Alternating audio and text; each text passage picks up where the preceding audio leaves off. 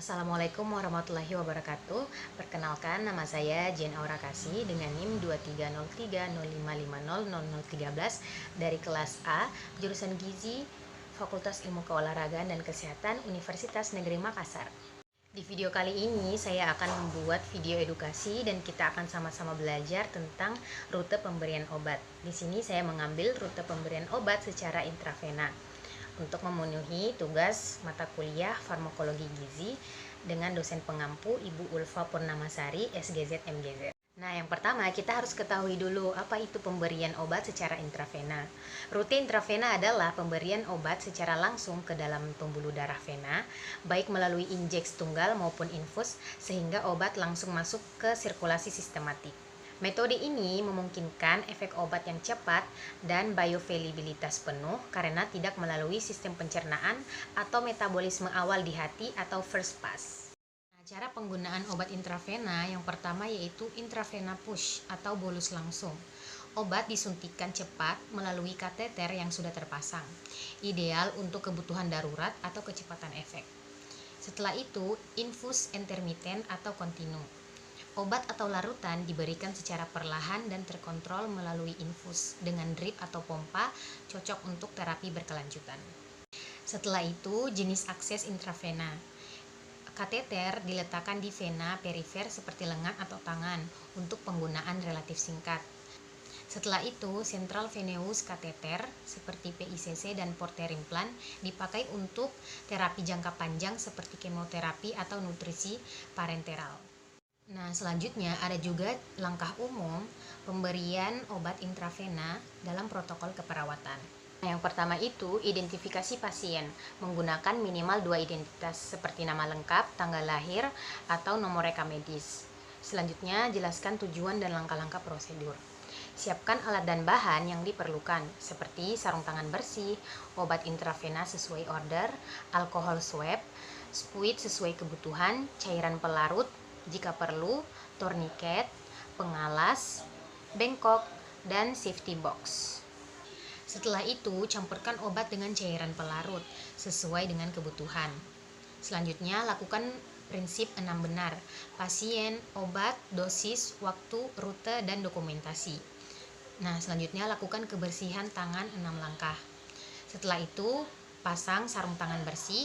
Setelah itu, pilih arena vena yang akan dilakukan penusukan. Pasang pengalas di bawah area vena yang dipilih. Lakukan pembendungan dengan memasang torniket 5-10 cm di atas area penusukan. Dianjurkan untuk membuka dan mengepalkan tangan beberapa kali untuk membantu vena bersilatasi. Bersihkan area penusukan dengan alkohol swab. Lakukan penusukan dengan sudut 200-300 dengan bevel menghadap ke atas. Tarik sedikit plunger spuit sampai terlihat darah pada plunger spuit. Lepaskan torniket, injeksikan obat intravena. Setelah itu keluarkan jarum dari vena secara perlahan, buang jarum dan spuit ke dalam safety box tanpa recapping atau menutup kembali jarum. Lakukan penekanan pada area penusukan. Berikan balutan dengan kasa steril jika perlu. Setelah itu, pasang plester pada area penusukan jika darah telah berhenti. Rapikan pasien dan alat-alat yang digunakan. Lepaskan sarung tangan, lakukan kebersihan tangan 6 langkah. Dokumentasikan prosedur yang telah dilakukan dan respon pasien. Ini adalah kelebihan dan kekurangan dari pemberian obat secara intravena. Yang pertama ada kelebihan. Kelebihan intravena yang pertama yaitu onset sangat cepat. Obat langsung ke sirkulasi, penting dalam kondisi kritis seperti edema paru atau serangan jantung. Setelah itu bioavailabilitasnya 100%, tidak ada metabolisme awal, dosis bisa lebih kecil dibandingkan dengan oral. Kontrol dosis sangat akurat, ideal untuk obat dengan rentang terapeutik sempit. Yang terakhir yaitu fleksibel, bisa untuk obat cepat atau bolus atau terapi lama, infus, dan menghindari banyak tusukan seperti intramuskular atau subkutan. Selanjutnya, kekurangan intravena. Yang pertama yaitu tidak bisa ditarik kembali. Begitu disuntik, obat tidak bisa diambil kembali. Selanjutnya, kompatibilitas dan presipitasi. Obat atau injeksi yang tidak cocok dengan cairan infus bisa menyebabkan endapan, sumbatan, atau emboli. Selanjutnya, speed shock. Pemberian terlalu cepat bisa memicu reaksi sistematik seperti sesak dada, pusing, atau kolaps. Selanjutnya, komplikasi intravena seperti infiltrasi ekstravaskular, pelibitis, infeksi, air emboli, dan trombosis. Selanjutnya yaitu ada contoh obat umum yang diberikan secara intravena. Yang pertama ada antibiotik seperti vancomycin, meropenem, dan gentamicin. Selanjutnya ada kemoterapi seperti doxorubicin, cisplatin, vincristin, paclitaxel. Selanjutnya ada analgesik opioid seperti morfin dan hidromorphone. Obat vasopresor atau kardiovaskular seperti dopamin, epinefrin, dan norepinefrin. Anestesi fentanyl digunakan pada induksi dan pemeliharaan anestesi.